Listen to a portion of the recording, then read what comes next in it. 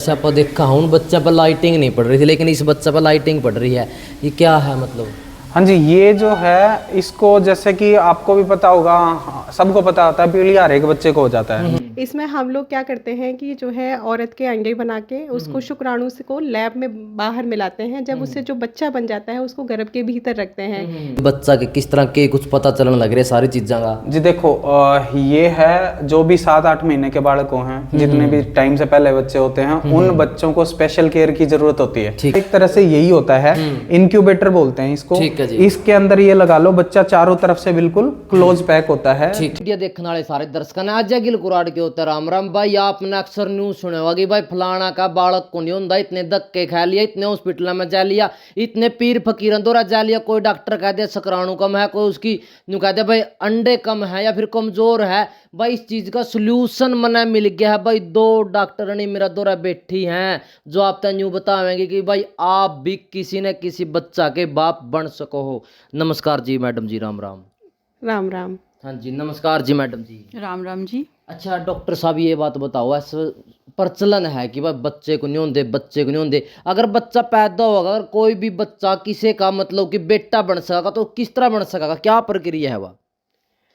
देखिए, जैसे कि किसी को अगर बच्चा नहीं हो रहा है, कोई कपल है कि मान लो कि जो है जिनको प्रेगनेंसी नहीं हो पा रही है, तो ऐसा जैसे कि कोई और बीमारी होती है, वैसे ही ये बांझपन वाली जो दिक्कत है ये एक बीमारी है जिसको जांचे करके और जिनको इलाजों से आज के टाइम में प्रेगनेंसी संभव है। जैसे पहले बहुत सारी औरतें होती थी जिनको प्रेगनेंसी नहीं होती थी, तो वो लोग जो है नहीं बच्चा हो पाता था, तो वो नहीं माँ बनने का सुख उनको प्राप्त नहीं हो पाता था। लेकिन आज के टाइम में साइंस ने इतनी तरक्की कर ली है कि आप जैसे देखते होंगे 40 से ऊपर की उम्र में, 45 की उम्र में भी औरतें माँ बन सकती हैं। कई बार ऐसे मरीज होते हैं हमारे पास आ रहे होते हैं, जैसे कि किसी भी आदमी के शुक्राणु कम हैं या फिर नील हैं, तो उनको लगता है कि हमें तो वही प्रेगनेंसी हो ही नहीं सकती या फिर हमें खुद के शुक्राणु से नहीं हो सकती। ऐसा नहीं है। आजकल जांचों के तरीके से हम पता लगा सकते हैं कि कहाँ किस जगह दिक्कत आ रही है और उसको किस तरीके से, किस विधि से हम उन्हें प्रेगनेंसी दे सकते हैं। हर मतलब अलग अलग तरीके होते हैं। ऐसा नहीं है कि हर मरीज को IVF की या बड़े इलाज की ज़रूरत पड़ती है। इलाज हमें देखना होता है मरीज को देख के, उसकी उम्र क्या है, दिक्कत किस स्टेज पे आ रही है, वो हम थोड़ी सी जांचें पड़ताल करके पता करते हैं कि दिक्कत किस स्टेज पे है। उस स्टेज के हिसाब से फिर हम जो है मरीज का इलाज डिसाइड करते हैं और मरीज को जो है माँ बाप बनने का सुख प्राप्त हो जाता है।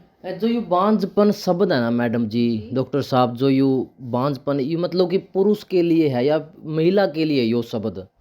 जी, पहले तो आपको ये समझना पड़ेगा जो निसंतान दंपत्ति होते हैं वो सिर्फ महिला के कारण नहीं होता है। बच्चा उत्पन्न होना ये दोनों दंपत्ति की इक्वल रिस्पॉन्सिबिलिटी है। ठीक है। तो इसमें से पहले के समाज में ऐसा होता था कि महिलाओं को इसका ब्लेम दिया जाता था। ऐसा नहीं है। 30% जो निसंतान दंपत्ति हैं उनका कॉज जो है वो मेल ही है, आदमी, पुरुष। आजकल के जो हमारी स्टडीज हैं उसमें यह दिखाया गया है कि पुरुष अकेले 30% निसंतान दंपत्ति के लिए रिस्पॉन्सिबिलिटी लेते हैं। मान लो कि शुक्राणु कम है और जो उनकी वाइफ है उसमें अंडाणु कम है, तो मतलब कितना प्रोसेस लायक जगह उसका बच्चा उनमें, आप जो IVF का आपने जिक्र करे है उसमें? देखिए, ये जो है एक ग्रे जोन है। ठीक है। आपकी समस्याएं अलग हैं, मेरी समस्याएं अलग होंगी, लेकिन as a couple husband wife को हमें विजिट देना होगा और उनकी प्रॉब्लम किस स्टेज पे है वो हमें समझना पड़ेगा। बच्चे ना होने का मतलब बिल्कुल भी नहीं है कि उनको IVF ही कराना है। हमें समस्या जाननी होती है। कभी कभी हार्मोन ऊपर नीचे हो जाते हैं तो भी कपल को सफरिंग होती है कि वो माँ बाप नहीं बन पा रहे हैं। सपोज थायराइड बहुत हाई है तो उनको कंसीव करने में प्रॉब्लम आ सकती है, तो हम थायराइड को ठीक करेंगे, बस एक गोली और वो माँ बन सकती है शायद से। तो प्रॉब्लम कहाँ पे है वो पहले हमें समझना पड़ेगा, फिर हम आपको उसकी उपाय आपको बता पाएंगे। बट निसंतान दंपत्ति होना यह बिल्कुल भी नहीं है कि उनकी प्रॉब्लम सिर्फ शुक्राणु अंडाणु, बहुत कॉजेज है इनफर्टिलिटी के लिए, उस लेवल पे हमें जाना पड़ेगा। ठीक है। अच्छा एक बात और बताओ जी, जैसे कि है इस पर शुक्राणु कम है तो इसका खान पान में मतलब किन किन चीज़ें ध्यान रखना चाहिए कि पुरुष ने?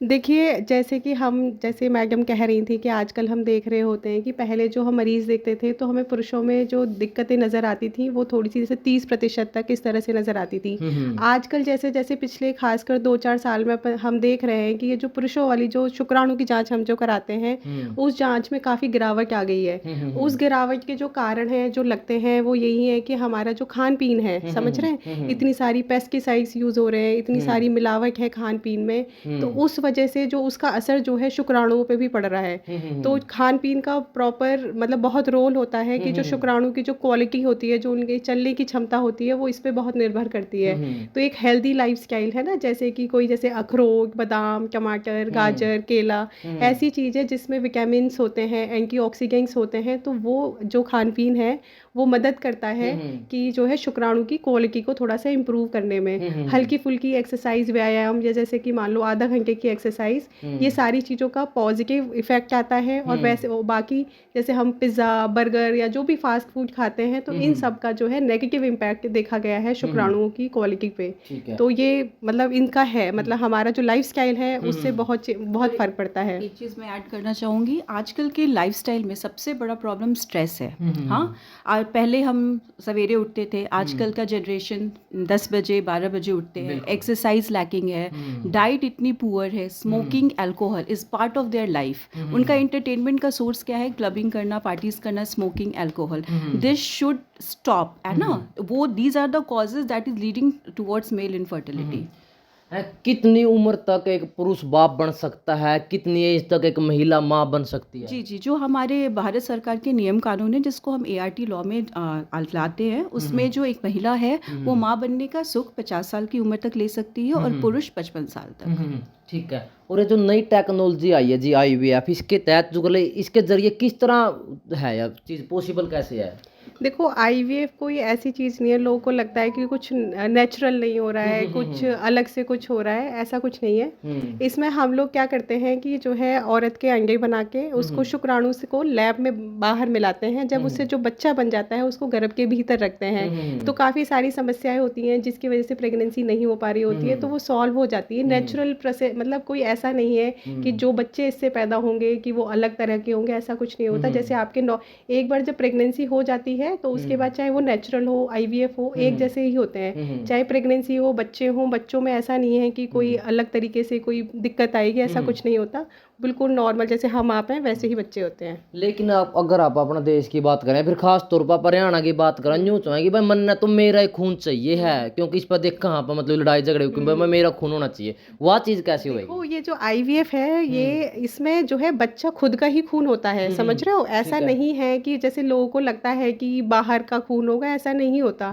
ये जो है जैसे कि अगर आपके खुद के शुक्राणु से या खुद के अंडे से प्रेगनेंसी हो रही है तो वो आप ही का खून है। उसमें ऐसा कुछ नहीं, कोई आर्टिफिशियल कुछ नहीं हो रहा है। बस ये है कि जो प्रोसेस गर्भ के अंदर होना था उसको हम जो है लैब में आर्टिफिशियली कर रहे हैं। अंडा खुद का होगा, शुक्राणु खुद का होगा, तो जो बच्चा होगा वो आपका खुद का होगा, समझ रहे हैं? तो उसमें ऐसा कुछ नहीं है कि वो खुद का खून नहीं है, वो अपना ही खून होता है। अच्छा, इसका मतलब कि गुण 70 अपनी माता पिता के साथ मिलेंगे उस बेबी के, जो भी होगा। बिल्कुल बिल्कुल मिलेंगे। जीन्स आपके हैं तो आपकी जनरेशन भी आपकी होगी। नेचुरल प्रेगनेंसीज होती हैं कि जैसे आपको प्रेगनेंसी हो रही है, उसमें लड़का भी हो सकता है, लड़की भी हो सकती है। उसी तरह से IVF में ये डिपेंड करता है कि किस्मत पे, कि जैसे कि जो भी 50-50% चांसेस रहते हैं लड़का लड़की होने के।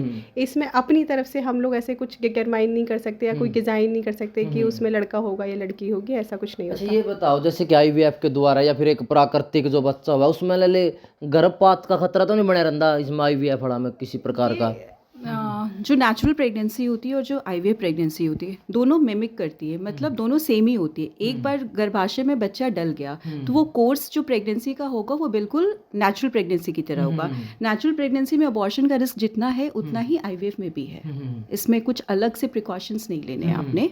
ठीक है। हाँ। लेकिन एक बात और बताओ डॉक्टर जी, जो मतलब कि जाड़े लुआवे हैं या फिर मतलब कि बबूती है, ऊना टूना का समझ रहे हो? ऊना टूना करे हैं, ऊना टूना नहीं समझ रहे? जो ऊना टूना करे हैं या फिर जादूगरी पे काला जादू समझ रहे हो? जो काला जादू करे हैं, या फिर किसी बहुत सारी न्यूज इसे भी है कि अपना बच्चा पैदा करना है तो दूसरा बच्चा की जान ले ले हैं, उनके बारे में क्या कहना चाहोगे आप?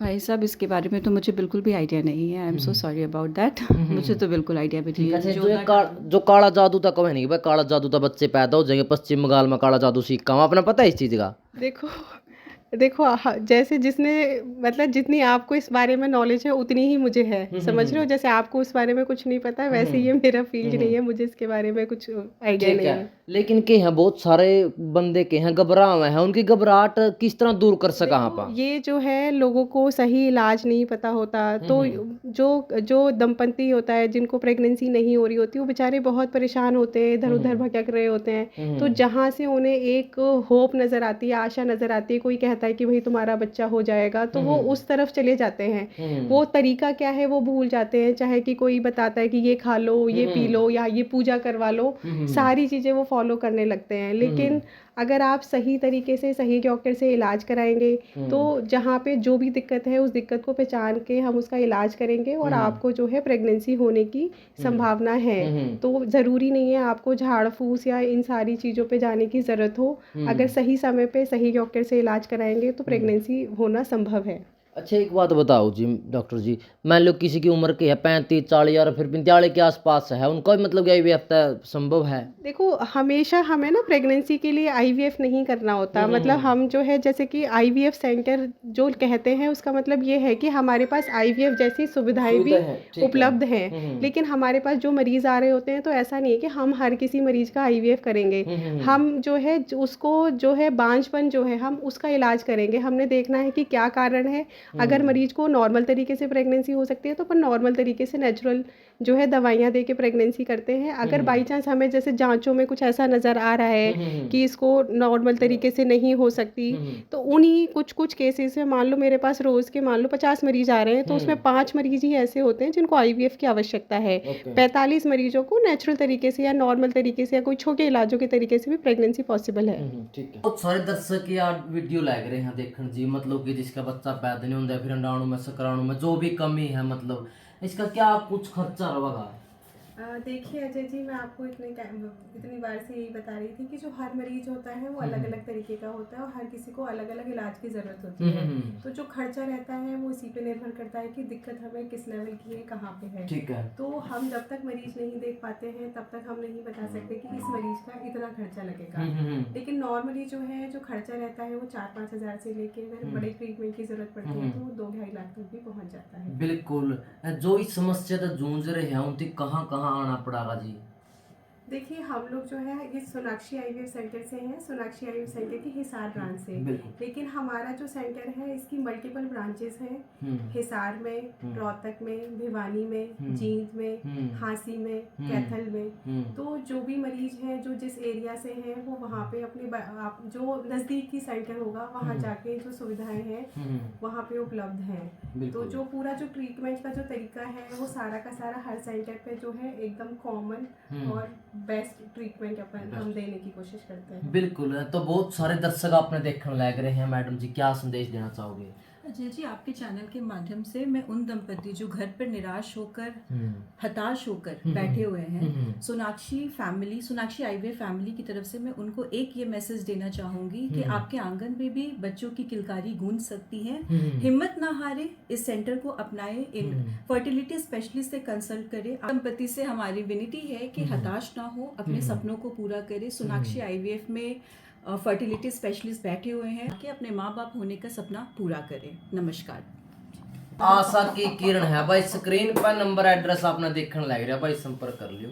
तो भाई अक्सर आपने सुना होगा कि भाई 7 मासा बच्चा है, मतलब कि भाई 6 महीने का बच्चा है और शिष्या में जड़ देगा। आपने अक्सर ये बात सुनी होगी, आप उससे की पूरी जानकारी लेवांगे भाई। इस टाइम हिसार के सोनाक्षी हॉस्पिटल में मौजूद हूँ और हमारे साथ हैं डॉक्टर कुलदीप सिंह जी। नमस्कार जी। राम राम जी। नमस्कार। राम राम जी। जैसे कि अब बातचीत करा जी, 6 से 7 महीने 7 मासा बोलते हैं, के करना तरवा है जी, मतलब कि पहला बच्चा हो जाए? देखिए कोई भी माँ की या फिर और नाल की या बच्चे की कोई भी तकलीफ होती है जिसकी वजह से डिलीवरी पहले होती है। जैसे माँ के कुछ कारण हो गए, जैसे माँ का पोषण ठीक ना हो, जो प्रेगनेंसी के टाइम पे ऐसा होता है कई बार कि मम्मी दुबली पतली है, मम्मी को पोषण अच्छे से नहीं मिला, उसकी वजह से डिलीवरी जल्दी हो सकता है। मम्मी को खून की कमी हो, उसकी वजह से जल्दी डिलीवरी हो सकती है। या फिर मम्मी को इन्फेक्शन हो जाए, किसी तरह का कीटाणु मम्मी के शरीर में चली जाए, जिससे क्या होता है गर्भ की थैली जो होती है ना वो फट जाती है, कई बार उसमें से पानी रिसाव होना चालू हो जाता है। तो दर्द उठ जाते हैं, उसकी वजह से डिलीवरी हो जाती है जल्दी। या फिर जो और नाड़ है, जहाँ जब बच्चा पनप रहा होता है, और नाड़ में किसी तरह की तकलीफ हो जाए, कई तरह की माँ की तकलीफ होती है जिसमें और नाड़ कई बार फट जाती है अंदर अंदर, उसकी वजह से दर्द चालू हो जाते हैं। या फिर बच्चे में कुछ ना कुछ अंदर तकलीफ हो, तो इन कारणों से जनरली बच्चा टाइम से पहले डिलीवर हो जाता है। तो मुख्य कारण यही है, बाकी बहुत सारे कारण हैं। बहुत सारे कारण, बिल्कुल। हाँ जी। अक्सर अपन यूं सुना कि भाई शीशा में बच्चा लग रहा है, लेकिन इस मशीन का जी क्या नाम है, इसमें मतलब कि बच्चा के किस तरह के कुछ पता चलने लग रहे सारी चीज़ों का? जी देखो, ये है जो भी 7-8 महीने के बालकों हैं, जितने भी टाइम से पहले बच्चे होते हैं, उन बच्चों को स्पेशल केयर की जरूरत होती है। ठीक है जी। ठीक है, स्पेशल केयर मतलब कि उन बच्चों को इतने सारे रिस्क होते हैं, सांस लेने से लेके बच्चे के शरीर का ठंडा होना, बच्चे को इन्फेक्शन हो जाना, दिमाग में ब्लीडिंग हो जाना, दिल के छेद खुल जाना, दूध की अपच हो जाना, पीलिया हो जाना, शुगर घट जाना, इतनी सारी प्रॉब्लम्स होती हैं जिनको कि बच्चा कहीं ना कहीं इन कारणों से 7 माह से 8 माह से बच्चे होते हैं, उनकी हालत बिगड़ के बहुत सारे बच्चे एक्सपायर हो जाते हैं, यानी खत्म हो जाते हैं। ठीक है। इनको स्पेशल केयर की जरूरत होती है कि जो बच्चे को पेट में जो माहौल मिल रहा था, मम्मी के गर्भ में जो माहौल मिल रहा था, उसी माहौल में इन बच्चों को रखा जाता है। तो हमने जो आधुनिक अब साइंस ने इतनी उन्नति कर लिया है, साइंस ने इतने सारे उपकरण बना लिए हैं, तो उनमें क्या है, उन सारी चीजों को मेंटेन करने के लिए बहुत सारी मशीनों का इजाद हो चुका है। तो उनमें से एक मशीन है ये, इसको रेडिएंट वार्मर या हीटर आप बोल लो, देसी भाषा में बोले तो वार्मर बोलते हैं। एक ये उपकरण है जिसके अंदर बच्चों को रखकर बच्चों को तापमान, बच्चों का ये मापती भी है मशीन, और बच्चे का तापमान माप के उसके हिसाब से हीट देती है। तो बच्चे का जितना हम चाहेंगे उतना बच्चे का तापमान माप के उतना टेम्परेचर बच्चे का मेंटेन रखेगी। ठीक है, एक ये मशीन होती है। फिर उसके बाद में दूसरी एक वहां पे मशीन आज ही आपको दिखाता हूँ मैं। बिल्कुल। अन्यू बताओ जी, मान लो कोई बच्चा 7 मास से है, इसका मतलब कुल 2 भी नई इस मशीन पर होगा या फिर इससे ज्यादा टाइम तक भी रह सका है? वो भी बताता हूँ जी। देखिए, एक ये मशीन है, इसको इनक्यूबेटर बोलते हैं। ठीक है जी। ये मशीन है जिसको इनक्यूबेटर बोलते हैं। शीशा जिसको आप बोलते हैं ना, असली जब भी आप किसी से बात कर रहे हो जी, हमारे तो बच्चा शीशे में लगा रखा है, वो शीशा एक तरह से यही होता है, इनक्यूबेटर बोलते हैं इसको। इसके अंदर ये लगा लो, बच्चा चारों तरफ से बिल्कुल क्लोज पैक होता है। ठीक है, तो ये जनरली जो 7 माह से 8 माह से बालक हैं, उनकी केयर के लिए होता है कि इसके अंदर बच्चे का तापमान, बच्चे की ऑक्सीजन, सब कुछ ये अपने आप से ध्यान रख के मेंटेन रखता है। तो बालक का आपने पूछा था मेरे से कि कितने महीने, महीना, 2 महीना, वो इस बात पे निर्धारित होता है कि बच्चा कितना जल्दी पैदा हुआ। मान लिया 7 माह से, 7 माह से को हम बोलेंगे 28 हफ्ते पे पैदा हुआ है। ठीक है, उस बालक को हो सकता है कि आईसीयू के अंदर 1.5 महीना रहने की जरूरत पड़े, लेकिन अब बच्चा 6.5 महीने पे हुआ है, तो वो 2 से 2.5 महीने बच्चा रहेगा ही रहेगा। बच्चे की छुट्टी के क्राइटेरिया होते हैं कि भाई बालक हो जाए 8.5 महीने का, 1.5 किलो से ऊपर हो जाए। तो कई बच्चे होते हैं इस चीज को कि 1.5 किलो का वजन जल्दी गेन कर लेते हैं, कई बच्चे होते हैं वो 1.5 किलो तक पहुंचने में बहुत टाइम लगा देते हैं। तो अक्सर जो मैं अगर एक ओवरऑल बोलूं तो 7 माह सा 8 माह सा बच्चा 1 से 1.5 महीना, 1 महीना 1.5 महीना तो पक्का ही पक्का रहता है। उससे ऊपर रहने के चांस होते हैं क्योंकि इनको तकलीफें बहुत सारी होती हैं। बच्चा मशीन पे, वेंटिलेटर पे है, ऑक्सीजन पे है, उन चीजों को वहां से उतरने में, बच्चे को दूध लेने में टाइम लग जाता है इनकी मैच्योरिटी के हिसाब से कि कितने हफ्ते का हो गया बालक, कितने महीने का, उसके हिसाब से। अगर आप बात करें सामान्य बच्चा में और जो मतलब कुछ हिस्सा बच्चा लग रहा है, उसका क्या कुछ मतलब शारीरिक और मानसिक रूप से थोड़ा बहुत कमजोर हो उसका थोड़ा इस चीज? जी देखिए, ऐसा है, अगर तो बच्चा चाहे टाइम से कितना भी पहले पैदा हुआ है, लेकिन अगर बच्चे की एक अच्छे सेंटर में जो शीशा में लग रहा है, अच्छे सेंटर में केयर होती है, बढ़िया से बच्चे को ठीक से निकाला जाता है। बच्चे को कुछ चीजें होती है, जैसे ये 7 माह से 8 माह से इनके दिमाग में ब्लीडिंग के चांस होते हैं, इनको इन्फेक्शन के चांस होते हैं। अगर ये चीजें ना हो तो एक 500-600 ग्राम का बच्चा भी बिल्कुल वैसा हो सकता है जैसा एक 3 किलो का नॉर्मल बालक होता है, अगर केयर ढंग से की जाए और कॉम्प्लिकेशन ना आए तो।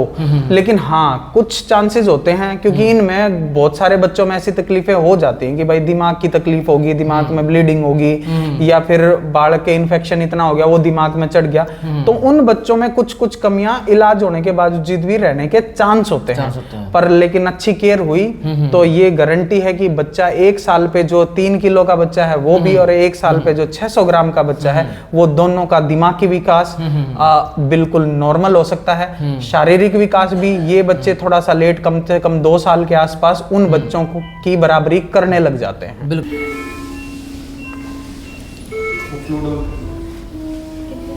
अच्छा ये बताओ जी डॉक्टर साहब, जैसे आपको देखा हूँ बच्चा पर लाइटिंग नहीं पड़ रही थी, लेकिन इस बच्चा पर लाइटिंग पड़ रही है, ये क्या है मतलब?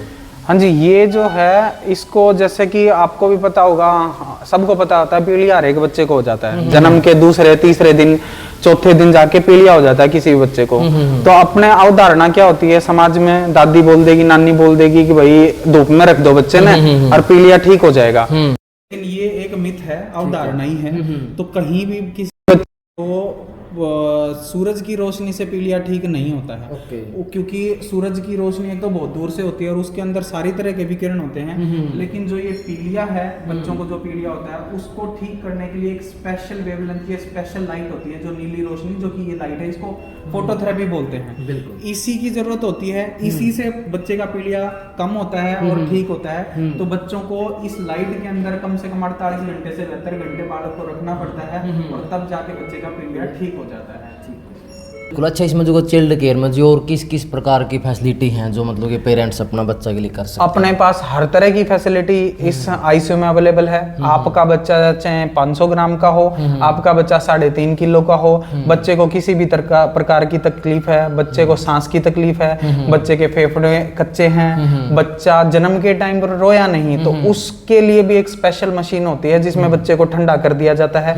वो मशीन है, आधुनिक वेंटिलेटर है, हर तरह की मॉनिटरिंग की मशीन, सिरिंज पंप, बच्चे को पीलिया हो जाता है तो उसके लिए जो स्पेशल लाइट होती है, नीली लाइट, वो उसकी सुविधा है। बच्चों को हाई फ्रीक्वेंसी वेंटिलेटर होता है, एक वेंटिलेटर से भी ऊपर की चीज होती है, उसकी भी सुविधा अवेलेबल है। बच्चों को टीपीएन बोलते हैं, जिन बच्चों को दूध नहीं दिया जा सकता, तो उन बच्चों को फैट है, प्रोटीन है, कार्बोहाइड्रेट है, वो सारे नसों से देने पड़ते हैं, उसकी भी व्यवस्था अवेलेबल है। तो ओवरऑल बोलूं तो कोई भी बच्चे की ऐसी चीज नहीं है जो कि हमारे पास अवेलेबल ना हो, कि जिसकी कमी से कि भाई बच्चे का इलाज हम ना दे पाए और हमको बच्चा भेजना पड़े। तो हमारे पास सारी तरह की इलाज अवेलेबल है। बिल्कुल, बहुत बहुत धन्यवाद डॉक्टर साहब। Thank you.